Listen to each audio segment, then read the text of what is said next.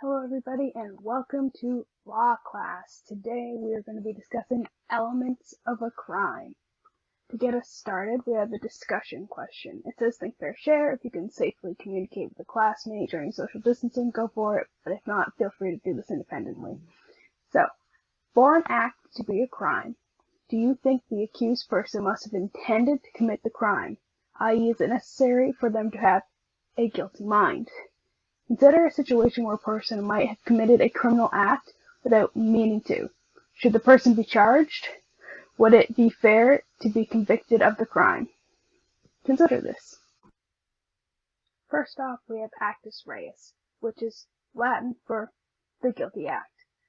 So, it's pretty common sense for if somebody is going to be charged or considered for committing a crime, first a crime needs to take place. Something needs to have happened, and this action is the actus reus. Now, there's two types typically. We have the commission of an act or the omission of an act. So, commission is choosing to do something that is illegal. For example, Louis and Jimmy are playing outside with a pellet gun that Jimmy got for his 14th birthday. Jimmy's bored and decides to test the gun out on the neighborhood animals. When a stray cat runs by, Jimmy shoots and injures it. For whatever reason, he has chosen to shoot the cat, and that act is illegal. Next, we have omission of an act. Malcolm always wanted a dog, so one day he goes to the Humane Society and he gets one. At first, Malcolm takes good care of the dog, but when things get busy at work, he starts to neglect it. Eventually, the dog becomes sick and malnourished because Malcolm has stopped feeding it regularly.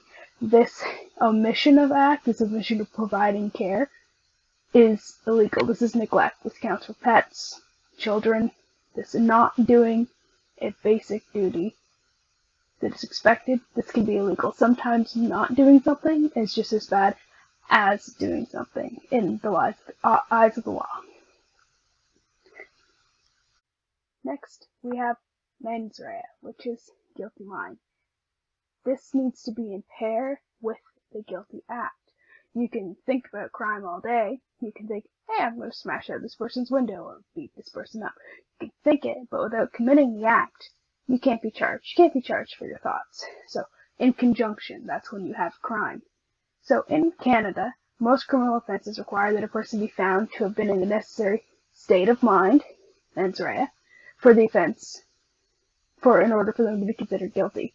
So, for many offenses, the mens rea refers to intending to commit the act, but some have other states of mind, which we will get into later in the lesson. Keep in mind that it is irrelevant whether a person knows the act was illegal or not. Ignorance of the law is not an excuse. You need to know the law of the lands you live in. You can't be like, whoops, sorry officer, I didn't realize assault was legal. It doesn't work like that. Now here we have three different types of mens rea that we're going to discuss. The first is intention, which is the easiest one. It's when you intend to commit an act that is illegal. It is the actus reus. So for example, Alice walks up to Michael and punches him right in the face. Alice has broken his nose. This act was deliberate. She has intentionally committed a crime.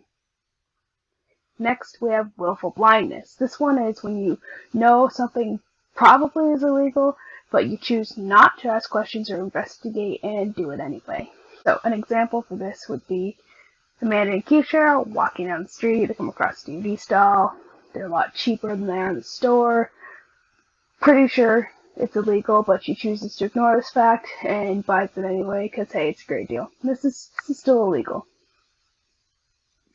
And then next we have criminal negligence. This is when a person did not realize the consequences of their actions, but a reasonable person should have. So, for this example, we have Samantha. She runs a daycare center. She lets the kids run all loose. Several times the kids have fallen down the stairs, and it never occurs to her to buy a gate to keep the children safe. One day, Lee falls down the stairs and is seriously injured. This is her fault for not stopping the crime. This is her negligence caused crime. She's still guilty. Now, sometimes we can have illegal acts that don't have intent behind them.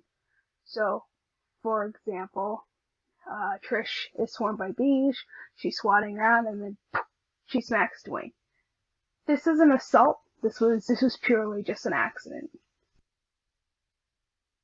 Another example of an illegal act without intent would be a pretty wild story. I don't know how it happened, but somebody has what they think is baking soda and it turns out to be cocaine and they had literally no idea about it. That wouldn't be their fault. It wouldn't be illegal.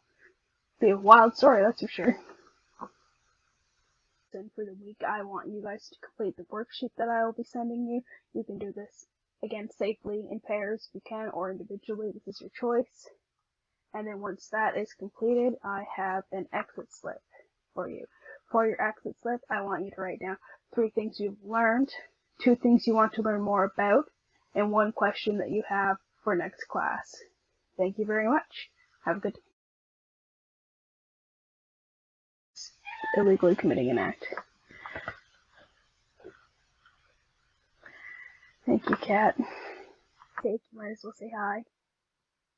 No.